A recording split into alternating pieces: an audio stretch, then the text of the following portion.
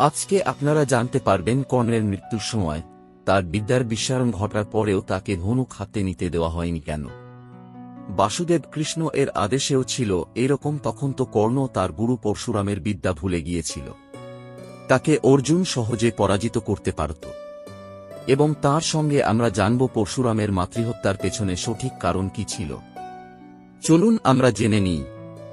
জনপ্রিয় মতবাদের বিবৃতিতে কর্ণ মৃত্যুর সময় কোনো বিদ্যাই ভুলে যায়নি। মৃত্যুর ঠিক আগেও অর্জুনের সাথে সে যুদ্ধ করেছে। পরশুরামের মাতৃহত্যার পেছনে সঠিক কারণ কি ছিল। পরশুরাম কেনি বা অনেকদিন যাবৎ সব ক্ষত্রিয়ের নাশে লিপ্ত ছিলেন। শ্রীমদ্ভাগবত মহাপুরাণে এই বিষয়ের উল্লেখ আছে। পরশুরামের মাতা অতিশয় ধর্মপরায়ণা ছিলেন। তিনি তার তপশক্তির ফলস্বরূপ একটি বিশেষ শক্তি লাভ করেছিলেন। তিনি শুধুমাত্র বালু দিয়ে কলসি তৈরি করতে পারতেন। তিনি সেই কলসিতে করে প্রত্যহ তার পতি যমদগ্নি মুনির পূজা কর্মের জন্য নদী হতে জল এনে দিতেন।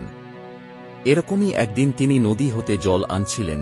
এমন সময় তিনি স্বর্গলোকের গন্ধর্ব চিত্রাঙ্গদকে তার প্রণয়ীর সাথে বিহার করতে দেখেন। তিনি আপন কর্তব্য ভুলে যান আর তাদের প্রণয় দৃশ্য লুকিয়ে উপভোগ করতে থাকেন। এজন্য তার তপশক্তির ক্ষয় হয় আর বালুকার কলসটি ভেঙে যায়। তারপর রেণুকাদেবীর চেতনা হয় তিনি ভুল করছিলেন। এদিকে পত্নীর এই অস্বাভাবিক দেরি দেখে ঋষি যমদগ্নি ক্রুদ্ধ হয়ে পড়েন। তিনি যোগ বলে এই দেরির কারণ জেনে নেন। অতঃপর দেবী রেণুকা খালি হাতেই আশ্রমে ফিরে আসলে তিনি ভীষণভাবে তাকে ভর্ৎসনা করেন। যমদগ্নি 5টি পুত্র ছিল। এর মধ্যে পরশুরাম ছিলেন সর্বকনিষ্ঠ। তিনি তার জ্যেষ্ঠ পুত্রদের বললেন তার মাতাকে শাস্তি দিতে, কিন্তু তারা কেউকে পিতার বাক্যে সম্মতি প্রদান করেনি। এর ফলস্বরূপ যমদগ্নি তার ক্রোধের আগুনে পুত্রদের ভস্ম করে দেন। যমদগ্নি পরশুরামকে তাঁর কুঠার দ্বারা মায়ের মস্তক ছিন্ন করবার আদেশ দেন। পরশুরাম তার পিতার যোগশক্তির কথা জানতেন। তিনি সঙ্গে সঙ্গে পিতার আদেশ পালন করলেন। যমদগ্নি শান্ত হলেন এবং পুত্রের উপর অতি প্রসন্ন হলেন এবং তাকে বর চাইতে বললেন। পরশুরাম তার ভ্রাতা আর মাতার প্রাণ ফিরে পেতে চাইলেন। তাই হল। রেণুকা আর তার পুত্রেরা পুনর্জীবিত হল। কিন্তু পরশুরাম এর জন্য অনুশোচনা করেছিলেন। কথিত আছে লাঙ্গলবন্দে এসে ব্রহ্মপুত্র নদকে আহ্বান করে তাতে স্নান করে তিনি মাতৃহত্যার পাপ স্খলন করেছিলেন। পরশুরাম কর্তৃক ক্ষত্রিয় বিনাশ। মাহিষ্যতীর কার্তবীর্যার্জুন একদিন শিকারে এলেন। পরিশ্রান্ত হয়ে তিনি যমদগ্নির আশ্রমে আশ্রয় নিলেন। ঋষি যমদগ্নি তাদের আতিথেয়তার জন্য দিব্য গাভী কামধেনুর সাহায্য নিলেন।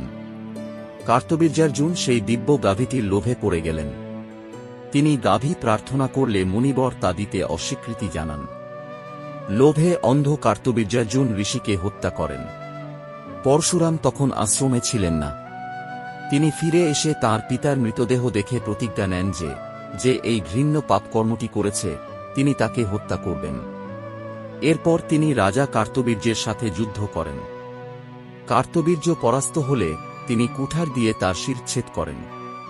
ক্ষত্রিয় রাজারা সেই সময় অত্যন্ত অত্যাচারী হয়ে উঠেছিলেন। তাই নিজের পিতার হত্যাকে নিমিত্ত করে পরশুরাম পৃথিবীর সকল দুরাচারী ব্যভিচারী ক্ষত্রিয় সকলকে হত্যা করলেন।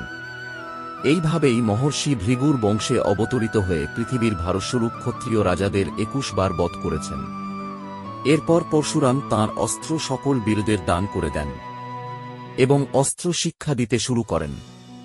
তাহলে আজকে আপনারা জানতে পারলেন মহাভারতে কর্ণের মৃত্যুর সম্পর্কে এবং পরশুরামের মাতৃহত্যার পেছনে সঠিক কারণ কি ছিল। ঈশ্বর আপনার মঙ্গল করুন। আজকে এখানেই শেষ করলাম। আপনাকে অসংখ্য ধন্যবাদ আপনার মূল্যবান সময়টুকু আমাদের দেওয়ার জন্য। আপনাদের যদি এই ভিডিওটি ভালো লেগে থাকে তাহলে আপনি আপনার বন্ধু ও আপনার পরিচিত মানুষের সাথে শেয়ার করতে পারেন। এরকম আরও ভিডিও পেতে হলে চ্যানেলটি সাবস্ক্রাইব করুন। নমস্কার। ভালো থাকবেন। জয় শ্রী কৃষ্ণ। রাধা রাধা।